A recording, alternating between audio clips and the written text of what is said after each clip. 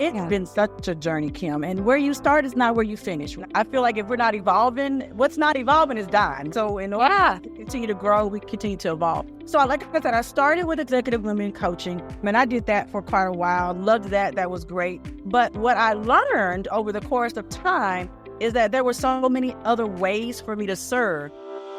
Hi, I'm Kim Tolson, and I'm the traveling therapist. It's my passion to teach therapists how to navigate online private practices and multiple income streams so they can travel the world. I'm a digital nomad with a virtual insurance-based private therapy practice and a multi-six-figure coaching business. I'm obsessed with entrepreneurship and developing tools that can help therapists live an adventurous lifestyle.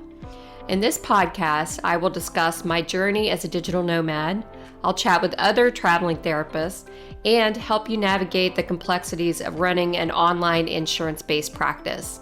I'm so glad to have you with me on this journey. Hey everybody, welcome back to another episode of the Traveling Therapist Podcast. Super excited today to have Dr. Shana here with us. She has got tons of awesome information to tell us about, but the biggest thing, and it's something I hear about all the time, we talk about on this podcast all the time, is this idea of branching out, going outside of our shell as therapists, expanding into the world of entrepreneurship and helping people outside of the therapy room. So with that being said, Dr. Shana, I always start out and I say to people, how did you go from being just a traditional therapist to a traveling therapist? Oh, that's a great question, Kim. How did I make that transition? Really, for me, I would call it the pandemic. So if I was going to use one word, the pandemic did it to me. As a clinician that flipped like everybody did from traditional practice into a virtual space in the pandemic and got totally burned out and said, you know what, there has got to be a different way for me to be able to serve and serve in a way that's powerful, and this ain't it. And so that's what I'd be starting to look. This is not working. Yep. So what did you do? So the pandemic hit, so you have to go remote. I don't know if you were in an office before that, but I guess we all got grounded at our homes trying to do online practices. And were you just over it, or just, I can't do this one-to-one? How are you feeling? I was overwhelmed and burnt out. Seriously. Yeah. So I was in private practice, and I was in for 10 years before the pandemic happened. So that part wasn't new. But when I left my office, came home and worked from home, that 8 hours a day of client work back to back, helping people through the very same thing that I was in, trying to help them stay well. And I literally had days when I'd take a nap in the middle of the day, or I couldn't function. I would be almost about to fall asleep because I just couldn't focus. It was just so much. And I don't think people understood that flipping virtually took more energy than it did to actually sit in front of people live and in an office. So I was interesting. Yeah, that's so interesting because I had transitioned in 2018 to online only. Hearing you say that, it's occurred to me, but not really, that it probably was way more stressful because I don't even know what I'm doing. How do I do this portable setup thing? I've got to move it all in. I've got to figure out ways to schedule people differently, get them technology involved with all the links and everything. It is a big deal. Yeah. And then to do it in a month, unprepared, not even maybe one else to do. Yeah, not at all. It's ready or not, everybody better go. Okay, and here we are. And just kind of manage clients' energy and understand what was going on. And if folks were extremely depressed and anxious, it was a lot to do through a screen. Yeah. When many of us never did that before. That was our first introduction to it because none of us even thought about that. Many of us didn't think about that as a way of providing service or care, but there we were. And for me, I have 2 teenagers at the time. They were in middle school at the time. And I was a homeschool mom. We all did it. We were homeschooling. Yeah. We were the bus driver. We were the cook. We was the PE teacher. It was all of it. It was just too much. It was. Yeah. Oh, my gosh. So you're sitting here trying to manage all this. And then was it one day, it's okay, I need to figure out how to scale. This is not working. And then how did that process happen for you? So for me, what happened, so I had a coach at the time, a mentor, and she had challenged me prior to the pandemic, actually, to start being very active on social media and going live.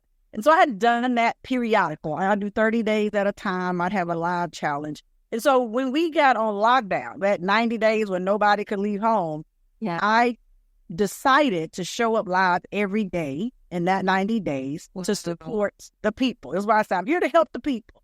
So I showed up every single day, Kim. I was live. It might have been 10 minutes. It might have been 30 minutes. It might have been an hour. Every day was different, but I showed up to provide and offer support. What I found when I did that is I had an overwhelming number of people reaching back to me saying, hey, Dr. Shana, I need some help. I need this. I'm like, I can help all y'all.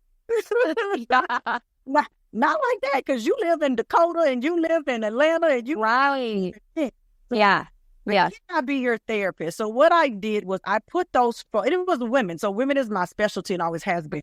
So I put those women in a Facebook group, Kim. And so my very first coaching program was an actual Facebook group that I had 400 women that were in, and I started working with them there. And really my Healing Beyond journey started from that Facebook group, actually.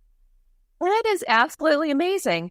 So you're like, I'm going to help. I'm going to help the people. So you just start going live, like on your personal Facebook page. Yep. Is that where it started? And then it's like that law of attraction. It's like you put that good energy out there, it's going to bring it back to you. So I just love to hear that story. And then from that's my story too. It's you just start talking, and then it's, I've got to create like a container for this. Yep. That I can manage, that I can figure out how to manage on my own. I still haven't mastered that part of it, but that's amazing. So the Facebook group, was it like a free Facebook group or for a coaching cohort? And then you decided to scale from there. Maybe walk us through that part of the it. journey piece. Yeah, so it was free because I didn't know what I was doing.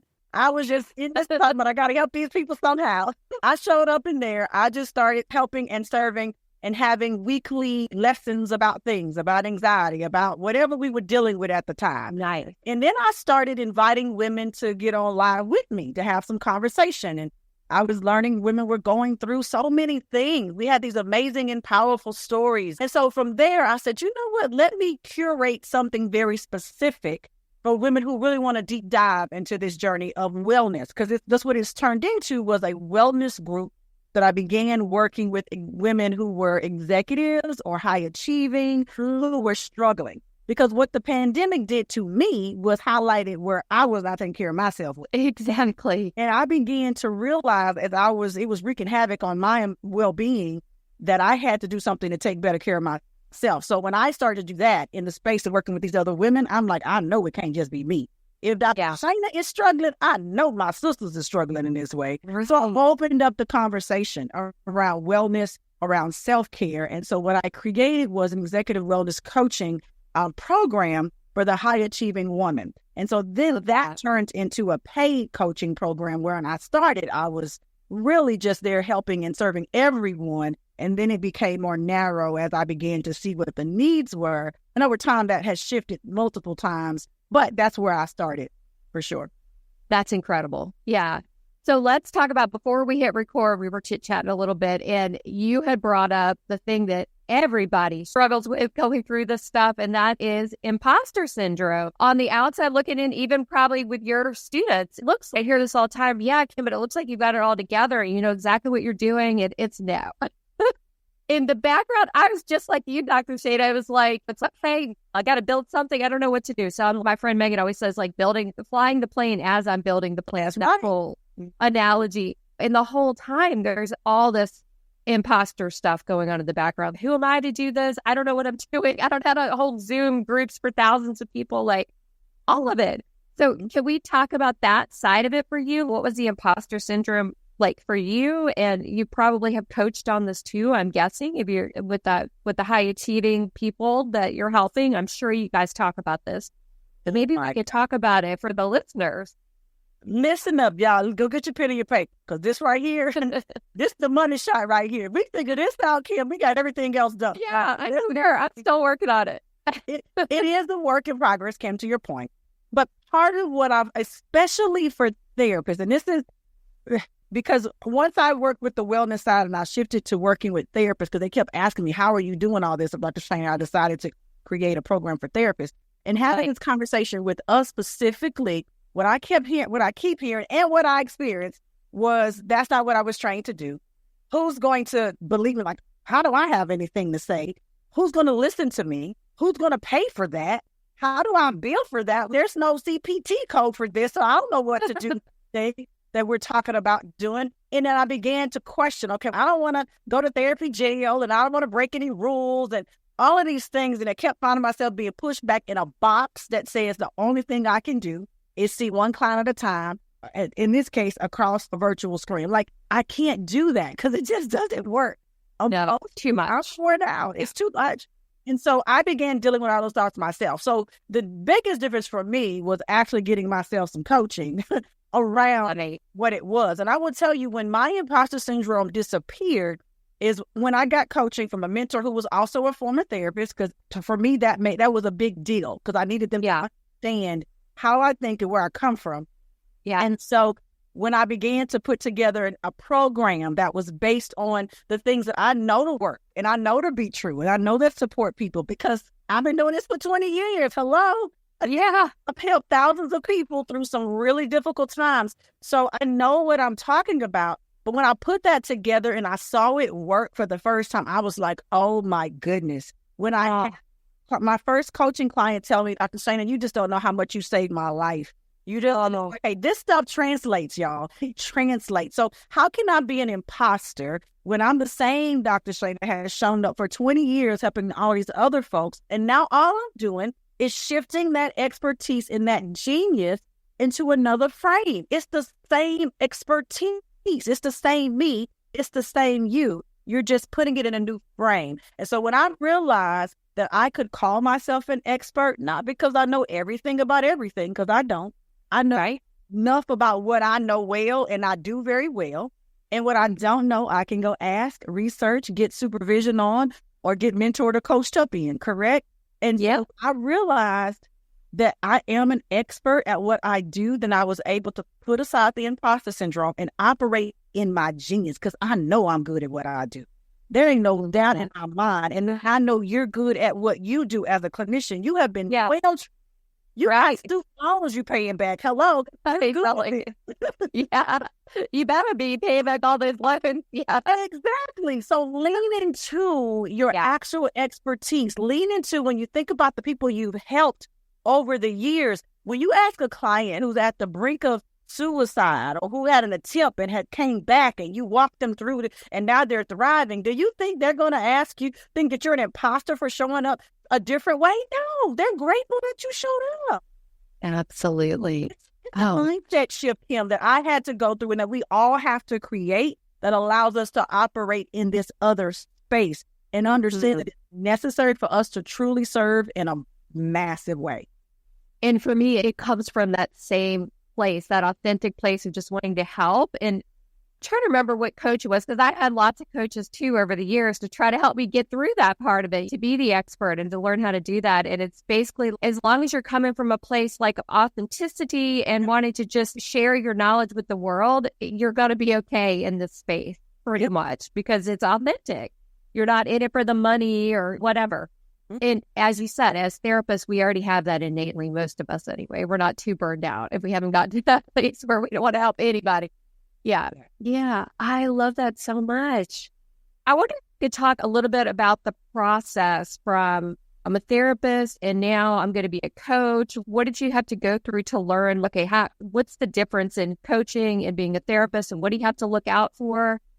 Because I see this every day in the Traveling Therapist Facebook. People are like, all right, I'm burned out. I'm sick of these licensure rules. I want to see clients in Portugal. So I'm going to be a coach now. I've decided I'm a coach. I'm not a therapist, and I'm just going to do that instead because I'm tired of being regulated, basically.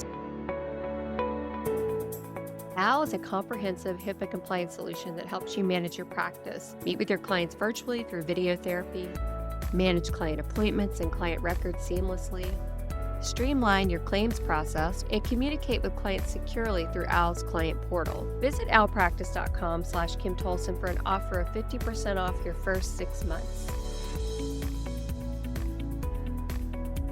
What have you learned about that transition, especially helping therapists? This is probably an important thing that comes up in your program, I would think, is how do I navigate that part of it? Yeah, and that's such a great question, because we're afraid of that. I think that fear is debilitating for many of us, really. And I think it's because we don't want to make mistakes. We don't want to hurt people, things like that. So my journey, when I decided that I wanted to make a shift into coaching, I decided to go back and get some coaching training. Not because anybody was going to question me, because I'm Dr. Shana. They're not going to question my authority here. But I wanted to know the fundamental differences between the two. And what I found was, and I went through probably, 28, 30-week program for coaching specifically for wellness, because I wanted to show up in the wellness space for executive women. So I wanted to go get that training. I did not have that training as a therapist, so I knew I needed to go get that. So I was very specific about coaching training around that space. And so that was extremely helpful for me because I understand the fundamentals of differences of coaching and clinical therapy work. And so if you're thinking about them, what's the differences? One of the biggest things is, as a coach, I am not going backwards into people's childhoods. I'm not uncovering childhood trauma. I'm not looking at those things. I am really working with you. We're here right now. Where do you want to go from this place? We are if you think about a therapeutic type solution focus, here's the issue. We're moving forward. What does that look like? The client is completely the boss here. I don't have a vested interest in what happens. And we say we don't as therapists either, but we show up with a framework as therapists, right? I was a CBT therapist by training. So I always came into the room with that as my thought process of how change occurs. And so I'm working with my clients from that framework. Now, in a coaching space, I don't show up in that same way. I show up in a way, there is a framework, but it's much more loose or wide for clients to show up and facilitate what makes the most sense for where they need to go. I show up with some big questions, open-ended questions we're all familiar with, those kind of things, but there's a flow of the session that sounds very different from a therapy session. It just does. Yeah. And so for me, I actually enjoy coaching a lot. I do. Yeah. Not as therapy, but I really enjoy coaching because of the freedom that clients get to get to their solution without me superimposing my belief set of how things works on top of them. And I'm very careful if it shows that they need some clinical work. If they have an issue that is diagnosable, and I know what that means because, of course, we've been trained, then I'm going to refer you to therapy. I'm not going to keep walking down a path that's not appropriate. So that's how, and I always make that distinction with clients. And when I show up, they will fill out informed consent that says, I am working with you as a coach, not as a therapist. So there are no questions legally about me being in a space practicing where I'm not supposed to. So those are some of the big things that I've had to understand and put in place to make sure that distinction is made. One other big distinction I'll just say here is separating the businesses. There are some therapists who do have coaching in the same house. I just like to have my houses cleaned. I don't want no issues. So my coaching business has a whole nother LLC. It has a whole bank account. It has its own everything, different website. They're just separate. It doesn't exist as a counselor anyway, but it was separate for a reason to not have any question about it. So if you're afraid of that, understand that there are ways to create the line and you can operate excessively well, successfully without it. Yeah. That's amazing. Yeah. And I personally love that line as a traveling therapist, so I can pick up clients when I want to, and I don't have to worry about clients. And clients are more liability, right? I have to worry about suicidal ideation and all of that, licensure regulations, and being in a different state or different country. Sometimes it's nice to just have my coaching client that's a therapist that is pretty stable for the most part. None of us are like perfect, definitely different than the population I was working with before when I was just exclusively seeing clients only. Yeah. Yep. It's a relief in a way. Yeah. So do you see clients at all anymore? Or are you totally finished with that part and over with that? Okay. Yep. I fired myself from my day jobs. I tell folks. I showed up and said, you're fired. I said, okay. You don't have to tell me twice. I'm gone. Awesome. That's awesome. Oh my gosh, I love that. So we're getting close to time, but I would just love to just hear about the iterations you went through, because I don't think people understand, even with all of my income streams too, it starts out with an idea and you think something's going to work, and then you realize the audience maybe doesn't want that or need that. So you switch to different iterations. And I just wonder, what was that process for you? Like, where did you start with your what you built and what do you have now, then maybe you could tell everybody about what you offer now and where it evolved to. I'd love to hear about that. Yeah, it's been such a journey, Kim. And where you start is not where you finish. I feel like if we're not evolving, what's not evolving is dying. So in order to continue to grow, we continue to evolve. So like I said, I started with executive women coaching. I did that for quite a while. Loved that. That was great. But what I learned over the course of time is that there were so many other ways for me to serve. And here's the key that I want us to understand as therapists. The service is not one-to-one. It is one-to-many. Many of you may have heard that as a statement, but why that is powerful is because, number one, it buys you back your time, and you're no longer trading time for money as we do in therapy. In therapy, a self-pay rate was $175 or $250 for 1 hour. That was one person at a time. And if I want to make more money, now I got to go add another hour, open on my calendar for somebody else to give me $175. But on this side of the house, I'm able to show up and do one speaking engagement between $5,000 and $10,000 for the same hour. That's amazing. You pick which hour you want to use. I'm always going with the one with more zeros, okay? That's right. That's right.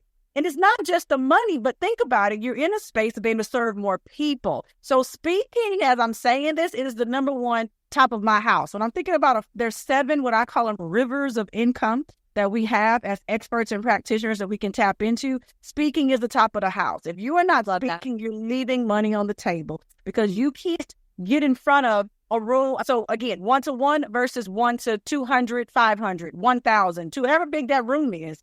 You have an opportunity to serve those people well in that same amount of time and have a potential to earn quite a bit more for that amount of time that you can one-on-one, for sure. So that's one. If you're writing these down, 1 through 7, we'll run through these. Yeah, okay, I love this. Yeah. So speaking is one. Number 2 is the books. If you are an expert in right now as a therapist and you don't have a book, you're leaving on the table because you're talking to me right now. I'm talking to you. Every expert needs a book. Why? Because people who will never come see you any other way, either they can't afford it, they don't, whatever, they can get a $20 book and they can learn from you. This is how you serve one to many. You have a book and it can sell all over the globe, right? It's powerful. You can leverage that for a lot of other opportunities as well, too. So books is number 2. Number 3 is going to be media. I am a fan. I am a TV girl. Like, I love television, honey. I have been on Live with Kelly and Ryan. I've been on all shows as a mental health expert. And I'm going to tell you, there's no other way on this planet that I could have spent 4.5 minutes outside of being on Live with Kelly and Ryan to impact millions of people at one time. There ain't no way. Amazing. So as an expert in mental health, you have an opportunity to serve masses of people. Media, it could be TV, it could be radio, it could be magazine, it could be podcast. This is a media platform, social media, all of those. So you want to show up there as well, too. Number 4 is coaching. I already told you earlier, I'm a fan of coaching. It's a journey. You take a client from pain to a place of desired outcome. Wonderful process. And you do it in a group, 1 to many, which is very powerful. Number 5 is going to be events. I'm a fan of events. I believe in having events. They don't have to be in person. You can do virtual events. We all did that in the pandemic. Be at home, be online, have classes online with people who you want to serve. It's powerful, but also I love a good in-person event. We'll share one at the end of our talk today that I'm having. Yeah. As well. But events are powerful ways to serve people. And then courses. Now, courses are what I call sleep coins. You create it one time. You create a course that people are watching. It's recorded. They can watch it in their sleep. When you're asleep, when they can wake up in the morning, they can buy it in the middle of the night. You wake up and you got all these little coins that have landed in your bank account. Like, oh, that nice. They were thinking about me while I was asleep. I love that. It's a great thing. Love that. And the last one is products. Products are amazing ways to leverage your genius. Products are going to help be aligned with the people who you want to actually serve. You give them a product that helps them on their journey. So wellness was my life side of the house. So I had a self-care box. It has tea and fuzzy socks and meditation and affirmations and all that stuff inside of it. I got t-shirts and all kinds of stuff, things that people can consume. Create an opportunity where your genius becomes consumable in multiple ways. And I'm not saying y'all got to go develop 7 different things. You really are developing one brand and you're delivering it 7 different ways, right? I love that. Not all at the same time, but over time. I've been here for a while, right? So Yeah. what I have done very well for the last couple of years, but I help clinicians and experts start at one of those 7 and then build upon those as they go. Amazing. Oh my gosh. I love that. So is that where your program is right now? It brings them in and says, yes, these are our pillars. Let's see which one you fit into right now. And let's build this thing. Yes. So starting at the bottom of that, which is building your brand. So I help clinicians build bankable brands. And I say, man, I love that. Paying you for it. Okay. It's not just an idea. It's something that someone is willing to invest in themselves for to get whatever the outcomes are that you provide. But you offer your brand is bankable because you have 7 rivers of income. You have different ways that you support people to whatever the outcome is that you're hoping. So that is exactly what I do. And I help experts and practitioners do that very thing as well, too. Amazing. Oh, my gosh. Tell us about your upcoming events in case anybody wants to come. Now, because this is the Traveling Therapist podcast, I know I got some folks who want to get on a plane and come join me. I am going to be hosting the Brand Mastery Mastermind December 6th through 9th in Cancun, Mexico. We're going to the most beautiful, all-inclusive resort. It is amazing. And we're going to have an opportunity to spend those 3 days really deep diving into what I just talked to you about, those 7 rivers of income, building your brand. And for those of you who are really like, oh, I need more, Dr. Shana, fine. We got VIP day options for that as well, too. Well, I will walk through with you, myself and my marketing team. Like, you're going to get a group of us that are going to really pour into you to build out your brand and your business. I'm excited about that. And we'll share the link with folks who may be interested in learning more.